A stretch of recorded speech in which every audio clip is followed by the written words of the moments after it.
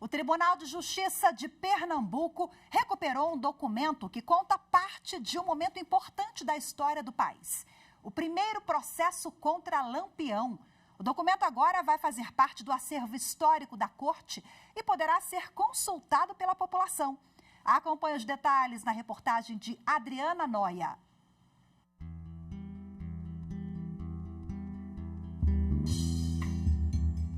A ação do tempo se apresenta em um papel desbotado. 1.400 páginas escritas à mão trazem informações do cangaço brasileiro da década de 1920 e agora fazem parte do acervo histórico do Tribunal de Justiça de Pernambuco. Na capa, o nome de Virgulino Ferreira da Silva, o Lampião, está entre os indiciados. Este é o primeiro processo em que o líder cangaceiro aparece como réu por delito ocorrido há 101 anos. O documento foi entregue ao TJPE pela família do juiz Assis Timóteo de Triunfo, Sertão do Estado. Aqui constam detalhes de um crime político que teria sido cometido por Lampião e seu bando em São José do Belmonte, cidade também do sertão pernambucano.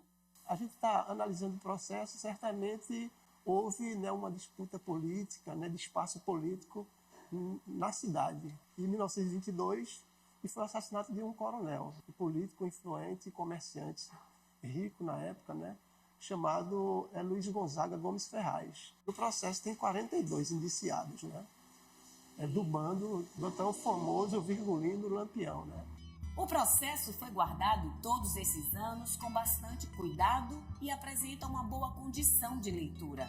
Ainda assim, é frágil. Por isso, será totalmente digitalizado para facilitar o acesso às pessoas interessadas pelo assunto. Primeiramente, essa análise passa por um processo de ordenamento das folhas, uma limpeza mecânica e depois a digitalização. A gente vai dispor no portal do Tribunal de Justiça, no local que chama Inventário Online.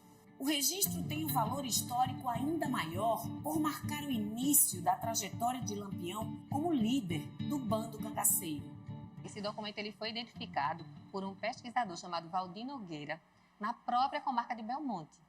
Ele viu a importância desse crime na vida de Lampião, já que Lampião passou, nesse período de 1922, de ser do bando de Senhor Pereira para ter o seu próprio bando como líder.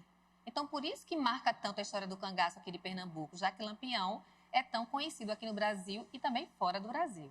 No memorial, já existe um acervo do cangaço. Com a chegada dessa peça, a Comissão de Gestão e Memória do TJPE pretende organizar uma exposição com todo o material jurídico sobre o cangaço em Pernambuco. A gente tem muitos processos de cangaço aqui, não só do bando de Lampião, mas de outros bandos também.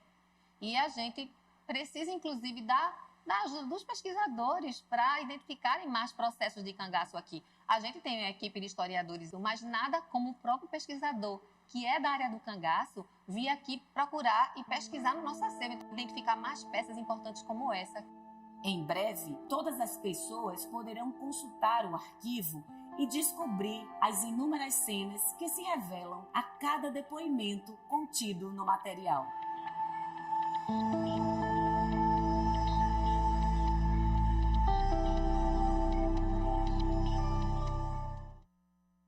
Bom, e agora para falar mais sobre as curiosidades desse processo, eu converso ao vivo, de forma remota, com o desembargador Alexandre Assunção, que é presidente da Comissão de Gestão da Memória do Tribunal de Justiça de Pernambuco. Desembargador, boa tarde. Muito obrigada pela sua participação, em primeiro lugar. Conta pra gente quais são as curiosidades e aquilo que vai surpreender o cidadão, o historiador, enfim, a pessoa que daqui a pouquinho, a partir do dia 1º de outubro, vai conseguir ter acesso a esse material. Boa tarde, Rafaela. Boa tarde, espectadores. Esse, como já foi dito na reportagem anterior, esse é um processo onde Lampião aparece como líder do bando. Ele assume a liderança do bando que pertencia ao senhor Pereira justamente no ano de 1922. esse é o segundo grande evento do bando. Antes, ele fez uma ação em Água Branca, Alagoas, e a segunda grande ação dele é justamente na comarca de São José do Belmonte, onde ele investe contra um rico comerciante, Luiz Gonzaga Ferraz, e nessa ocasião existia uma disputa política na cidade e uma das lideranças políticas se associou a Lampião para fazer essa ação. Bom, e esse caso, ele envolve, são 42 pessoas denunciadas, mas nem todos foram julgados, não é isso, desembargador? E nós temos também outros processos, mas esse é a primeira vez em que Lampião é réu. Então, daí a magnitude histórica, né, toda a importância desse caso. E uma conquista também para o Judiciário de Pernambuco. Exatamente. Nós na Comissão de Gestão e Preservação da Memória do Tribunal, nós fazemos isso constantemente. Constantemente nós nos dirigimos a comarcas antigas do interior para fazer a identificação desses processos.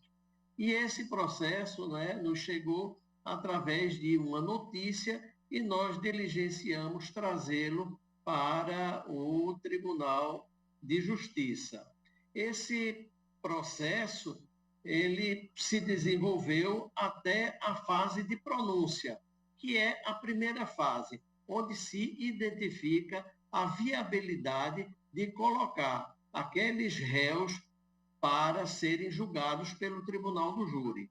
Então, o Judiciário de Pernambuco fez a pronúncia desses réus. Houve, na época, um recurso de ofício para o que se chamava, na época, Superior Tribunal de Justiça de Pernambuco. Foi confirmada essa denúncia e foi feito o desaforamento para a comarca de São Lourenço da Mata. Nessa decisão, né, os membros da turma que atuaram, eles reconheceram que na comarca de São José do Belmonte não existiria, né, condições de levar esses réus a julgamento, devido à grande comoção social que foi aquele evento. Então, foi designada essa comarca de São Lourenço, que é próxima aqui à região do Recife, mas nem todos foram levados a julgamento, porque precisava de eles serem capturados, de eles estarem presentes para o julgamento. Desembargador, tem algum elemento ali, alguma coisa que chama muita atenção do senhor?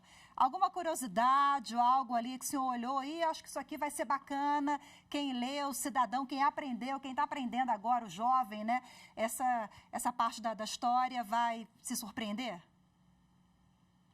A própria dinâmica do delito é interessante porque ela revela um período da história do Brasil bastante conturbado. Não é? Existiam, não é, bandos de cangaceiros, não é, que provocavam esse tipo de ação que aterrorizava as cidades. Por outro lado, não é, existiam as chamadas volantes, que eram, não é, geralmente policiais militares. Não só eles se reuniam com outras pessoas que quisessem enfrentar o cangaço. Então, existiam esses dois grupos que se degladiavam. Inclusive, esse evento em São José do Belmonte, ele se deu por um desses fatores, ou seja, o Luiz Gonzaga recebeu em sua residência uma volante e deu guarida a essa volante, que veio do Ceará. Quando essa volante estava saindo da cidade, passou na fazenda do Ioiô Maroto, que era o Crispim Pereira, e lá ele fez uma série de interrogatórios para ver se descobria alguma coisa sobre os cangaceiros. Então, o Ionhô Maroto, se sentindo humilhado por essa ação dessa volante e pelo fato dessa volante esteve hospedada com Luiz Gonzaga, ele programou, juntamente com o Lampião, essa investida. Que bacana, passa um filme na cabeça quem conhece a história, né? Agora, para a gente finalizar rapidinho, desembargador, a partir do dia 1º de outubro, o processo já vai estar digitalizado, o cidadão pode ter acesso, mas eu sei que os senhores pensam também numa exposição, é isso? Exatamente. Nós pretendemos fazer uma exposição reunindo todos esses processos e também destacando as pessoas que atuaram nesses processos, né? Os juízes, os desembargadores, e aí pensamos em fazer essa exposição no memorial e também colocar à disposição pela internet. Perfeito. No dia que a exposição, for lançada e mais para frente, o senhor volte aqui para a gente falar também, viu? Muito obrigada, desembargador Alexandre Assunção, ao vivo com a gente aqui, falando TJ de Pernambuco. Eu que agradeço. Boa tarde para o senhor. Tchau, tchau. Eu que agradeço.